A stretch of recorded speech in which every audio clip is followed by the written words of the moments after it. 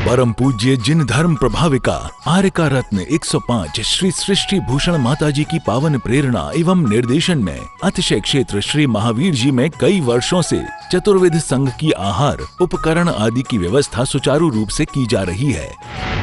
आप भी इस पुण्यवर्धक कार्य में अपने परिवारजनों के जन्मदिन, वैवाहिक वर्षगांठ एवं पुण्यतिथि पर एक दिन की आहार व्यवस्था में अपना सहयोग देकर पुण्य का संचय अवश्य करें।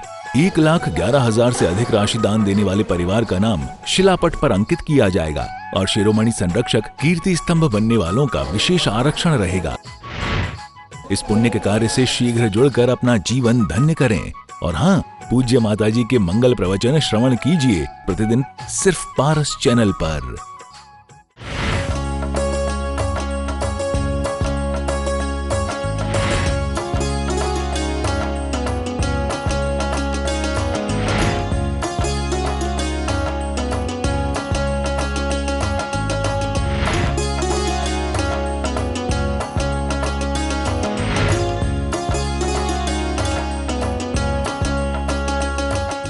का महल नहीं बनता, रोने से मुकद्दर नहीं सुधरता। बाहर की जीत से जीतने वाले अपने अंदर को जीतो, क्योंकि बाहर की जीत से कोई सिकंदर नहीं बनता। बाहर की जीत से कोई सिकंदर नहीं बनता।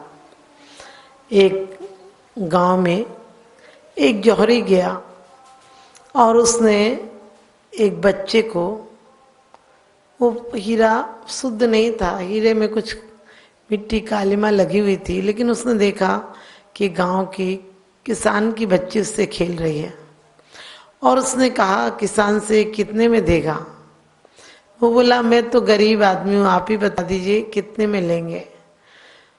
उसने कहा कि 1 रुपये में लूँगा। उसने कहा बाबूजी गरीब आदमी हूँ, 5 रुपये दे देना। उसने कहा जा जा 5 रुपये का है पत्थर क्या। और वो चला गया। उसके बाद दूसरा आया, उसने कहा कितने में देगा ये पत्थर। उसने कहा आप बताइए क्या देंगे। वो कपड़े का बजाजी व्यापारी था। वो कहने लगा मैं तुझे 2 मीटर कपड़ा दे दूंगा।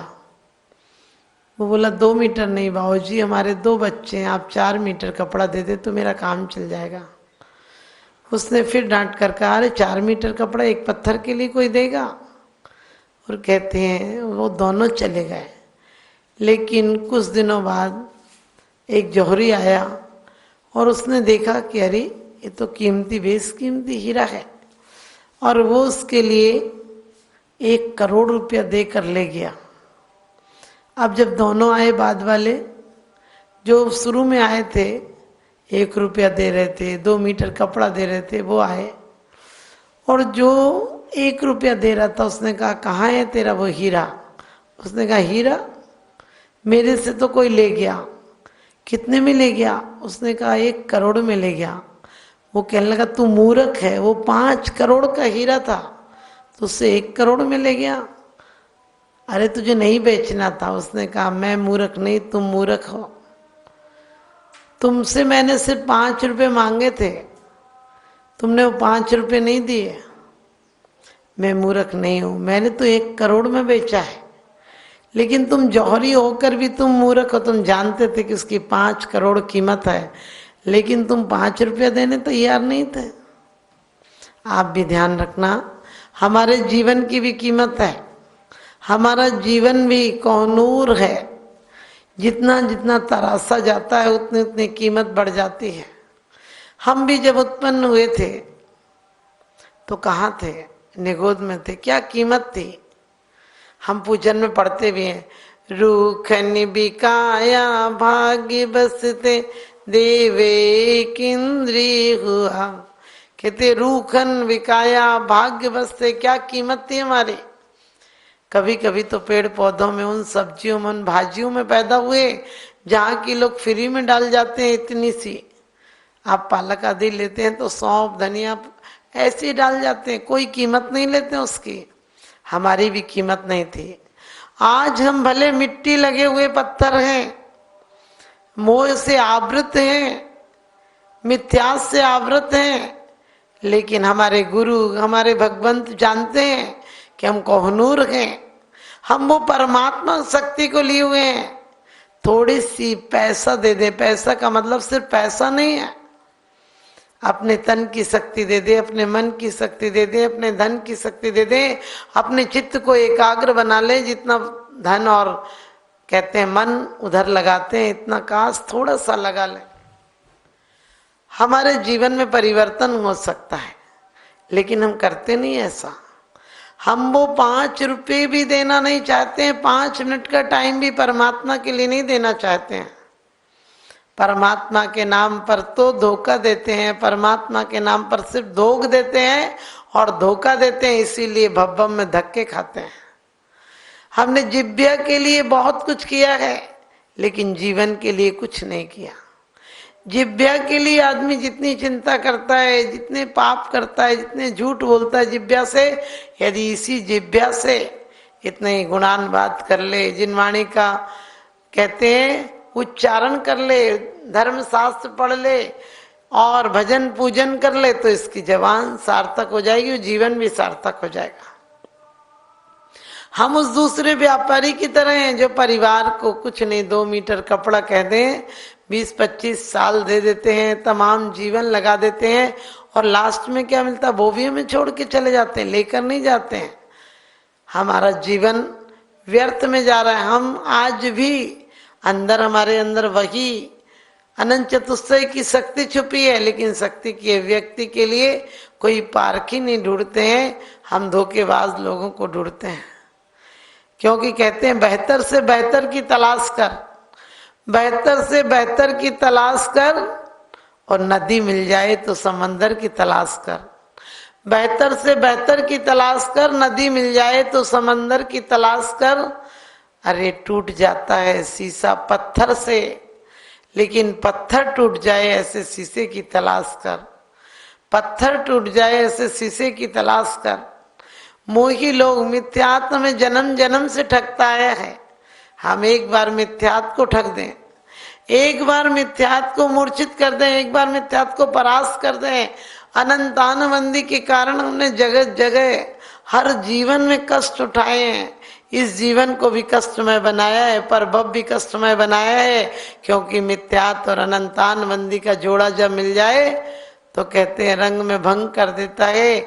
लेकिन उसी के साथ सम्यक दर्शन मिल जाए, आत्म अभिरुचि मिल जाए, तो समझो कि हमारी कीमत बढ़ जाएगी। हम बाहर की बहुत संपत्ति जोड़े हैं, लेकिन बाहर की संपत्ति दरवाजे से आगे नहीं जाती है, कोर्ट कचहरियों से आगे नहीं जाती है, अस्पतालों से आगे नहीं जाती है। और आज सबसे ज्यादा व्यक्ति दुखी है, आदि व्याधि उपाधि से हटकर समाधि होती है। आज आदमी की समाधि नहीं होती है।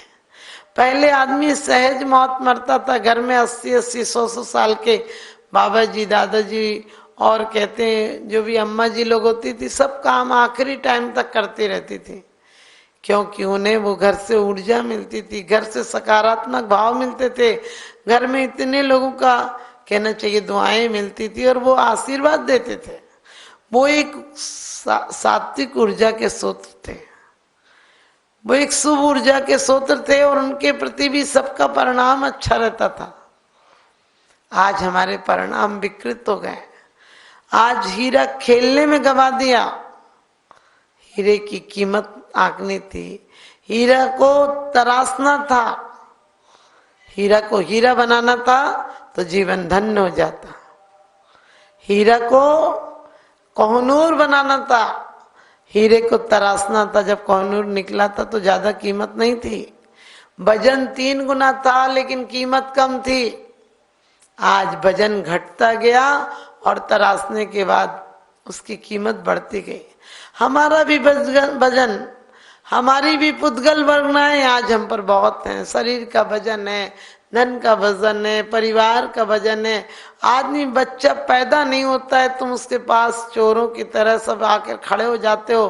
कोई अपना हक जमाने लगता है कि मैं पिता हूँ, कोई माँ है, कोई बुआ है, कोई चाची है, कोई मामी है, कोई दादा है, कोई दादी है, कोई दीदी है, और कोई कोई रिश्ते जताने लगते हैं। लेकिन सच बताना, शमशान के आगे कौन रिश्ते जाते हैं?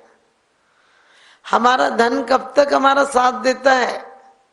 हमारा धन हमें धन्य भी कर सकता है और हमारा धन हमें धिक्कारता भी दिला सकता है। हमें जीने की कला आना चाहिए। हम आत्मा की बात करते हैं, लेकिन कब जानेंगे? आत्मा की बात सिर्फ हमने शास्त्रों में सुन रखी है। कुछ गाथाएं याद कर लेना, ये क्या आत्मा की बात है? हम आत्मा की बात करते हैं, लेकिन किसी के सामने यदि आप ये कह दो कि तुम्हारी मौत होने वाली है, सच बताना, वो आपको धन्यवाद नहीं देगा, आपको गालियां देगा कि ऐसी अशुभ बात क्यों कर दी। राम नाम सत्य है, सत्य बोले गत्य, किसी की शादी में बोल कर आना, तुम लोग कहेंगे ये अशुभ बात क्यों कर रहे हो? अरे अरिहंत का नाम अशुद्ध है क्या? अरिहंत का नाम अशुभ है क्या? फिर चत्तारी शरणम पब्बज्जामि, चत्तारी मंगलम, चत्तारी लोकोत्तमा क्यों बोलते हो? तुम चत्तारी लोकोत्तमा बोलते हो, लेकिन किनकी शरण को उत्तम लगती है? अफसर की शरण हो, पैसे की शरण हो, धन दौलत हो, पदवियां हो, सब ये सब शरण अच्छी लगती है। ये मिले तो पार्टियां देते हो, और अध्यात्म मिले तो कहने लगे क्या पाऊंगा, पंडित बन गया, क्या पंडित बन गया। हमारे यहाँ वो समय था जब अपने धर्मात्माओं को कैसे उनकी प्रभावना हो, इसके लिए एक सेठ, आप सबको पता है कि एक सेठ एक फर्जी व्यक्ति, ढोंगी व्यक्ति ब्रह्मचारी बनकर आ जाता है, और वो समझ नहीं पाते हैं। सेठ सरल हृदय रहता है, क्योंकि ज्ञानी को ज्ञानी दिखती है दुनिया, और चोर बदमाश को चोर बदमाश दिखती है। हमारी नज़र जैसी होती है, हमें दुनिया वैसी नजर आती है। तो वो सेठ तो सज्जन थे, धर्मात्मा थे, पुण्यात्मा थे, उन्हें क्या पता था कि लोग कैसे होते हैं। और वो ब्रह्मचारी के वेश में एक ठग आया, और उन्होंने बड़ा विश्वास किया, पूरी व्यवस्था की उसकी, और कहने लगे आप यहाँ रुकिए, हम तीर्थ वंदना को जा रहे हैं। और वो तो बदमाश था, ऐसे शुरू में कहने लगा, आपने देखा होगा जब जब बदमाश होते हैं तो वो धक्के मारते हैं, वो पैसे को हाथ नहीं लगाते हैं, वो संत बनकर बैठ जाते हैं, लेकिन वो पीछे से वही सब काम करते हैं, गलत काम। तो कहते हैं जब वो उसके पास कोई आता पैसे को मना कर देता, लेकिन बहुत बदमाश था, बहुत चोर था। और सेठ ने भी कहा तो पहले कहने लगा नहीं नहीं मैं तो कुछ दिन रुकूंगा। फिर सेठ ने कहा कि मुझे तीर्थ वंदना, बोला आप नहीं मानते तो रुक जाता।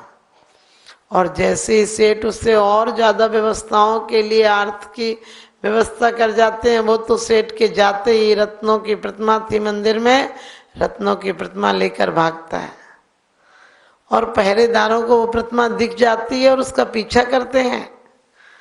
और अचानक सेठ जी देखते हैं कि भागा हुआ जा रहा है, ये ब्रह्मचारी है, उसे रोकते हैं, और वो बता देता है फिर कि मैं आपके यहाँ की प्रतिमा लेके जा रहा था। चोर पीछे से आते हैं। जब वो छुल्लक भाग रहा था तो सेठ की नजर पड़ जाती है, और सेठ पूछते हैं क्या हुआ। समझ जाते हैं सेठ जी की प्रतिमा लेकर भाग रहा है। पीछे से सिपाही आते हैं और कहते हैं कि ये चोर है, प्रतिमा लेकर भाग रहा था।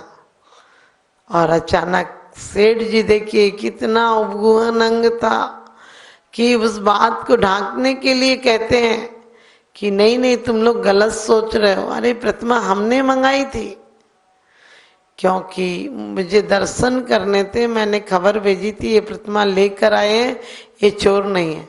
सोचिए कितना विशाल दृष्टिकोण था कि लोगों का धर्मात्माओं से विश्वास नहीं उठ जाए। आज हम जरा सी बात को लेते हैं और दुनिया में वायरल कर देते हैं। क्यों? क्योंकि हमें ये ध्यान नहीं रहता है कि हमारे धर्म को कौन मानेगा, कौन विश्वास करेगा, किस पर किसकी आस्था रहेगी हमारे धर्म पर। हमें छोटी छोटी गलतियां करके ना धर्म का ही बिना, धर्मात्माओं के बिना धर्म कैसे टिकेगा। सज्जनों पर से विश्वास उठ जाएगा तो दुर्जनों का बोलबाला हो जाएगा। एक हाथ कोई कर्म के उदय से, पाप कर्म की तीव्रता से गलती कर भी लेता है तो हमें उस पर ध्यान नहीं देना चाहिए। हम बोलते भी हैं कि पर निंदा गाली चूली जो मुंह पर आया बमन किया, देख दूसरों की बढ़ती को कभी न ईर्षा भाव करो। और क्या बोलते हैं, गुण ग्रहण का भाव रहे नित्य दृष्टि न दोस्तों पर जावे। लेकिन गुण ग्रहण का भाव रहता है क्या? हम अच्छे लोगों में भी जितनी बुराइयां निकाल सकते हैं निकाल लेते हैं, उसकी परिस्थितियों पे ध्यान नहीं देते, उसकी मजबूरियों पर ध्यान नहीं देते हैं, उसके उस समय क्या तकलीफ थी, क्यों ऐसा किया। मैं तो कहती हूँ कि चोरों के साथ साथ उन अमीरों को भी अंदर करना चाहिए जिन्होंने एक तरफ इतना धन का अंबार लगा लिया कि एक तरफ लोग भूख से तड़प कर मर रहे हैं, दूसरी तरफ इतना धन है। कितना धन कितना बैंकों में डालकर रखते हैं। यदि हम महावीर के सिद्धांत को, परिग्रह के सिद्धांत को अपना ले, हमारे जीवन में और कितने भी हम सिद्धांत पढ़ लें, परिग्रह के लिए भी रास्ता निकाल लेते हैं। उसमें रास्ता क्या निकालना, बोले एक औरत आई मेरे पास और कहने लगी माता जी मुझे परिग्रह प्रमाण करा दो। मैंने कहा क्या करना, बोली 500 साड़ी का नियम दिला दो। मैंने कहा अभी कितनी साड़ी है, बोली अभी तो 5-6 साड़ी है। मैंने कहा तू फिर ऐसे ही ठीक है। अरे 500 जोड़ने में लगी रहेगी, क्या पता कब 500 जोड़ेंगी, तो 5 में ठीक है। कहने लगी मुझे और भी नियम दिला दो। मैंने कहा क्या दिला दूं, बोली सोने की थाली में नहीं खाऊंगी। मैंने कहा अभी है क्या सोने की थाली, बोली अभी तो दूसरों के बर्तन मांजती हूँ। सोचिए आदमी नियम भी ऐसे से लेता है कि बस पूछो मत। नियम भी जो चीज नहीं खाता होगा उसी का त्याग कर देगा।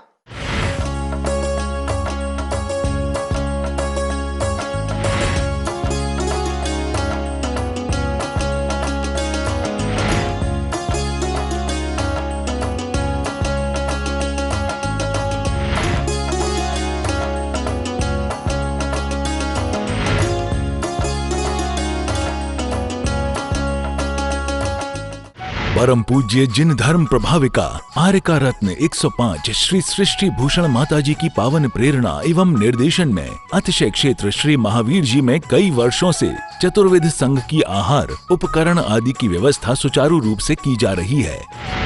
आप भी इस पुण्यवर्धक कार्य में अपने परिवारजनों के जन्मदिन, वैवाहिक वर्षगांठ एवं पुण्यतिथि पर एक दिन की आहार व्यवस्था में अपना सहयोग देकर पुण्य का संचय अवश्य करें।